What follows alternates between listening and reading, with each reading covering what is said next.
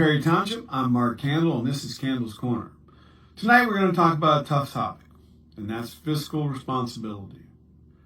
There's been a lot of conversation over the last few months, especially as we come to this election cycle, about the fiscal responsibility of the township.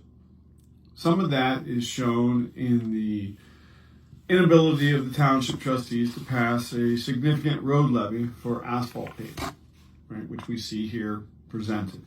Right, police levy passed. Right, fire levy issues passed. Right, the police levy, we should also note, only passed by a handful of votes. Right? So it was a lot closer than people recognized or wanted to recognize, especially in the administration, that the police levy was that close. So let's talk about real quick about fiscal responsibility.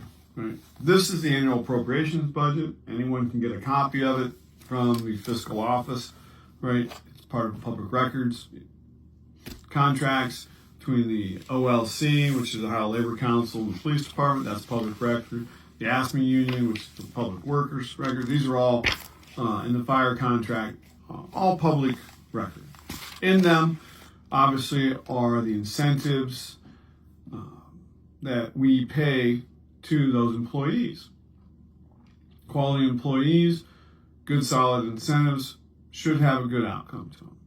However, as being fiscally responsible, we need to make sure that we're understanding, or that our citizens understand, what it is that they're paying for. As an example, one of the things that was brought forth to the trustees at meetings was reference to the healthcare issue and a family deductible HSA card, which is a health savings account of $7,350. Now, these accounts have existed in the township health plan, right, and we're at about $300. So you can see people's concern when $7,000 was added to those cards. Now, the individual plan, right, which means if you're single, you don't have any dependents, was $3,675. So there's still pretty significant increases whether you had a family plan or an individual plan. Right. So you had questions.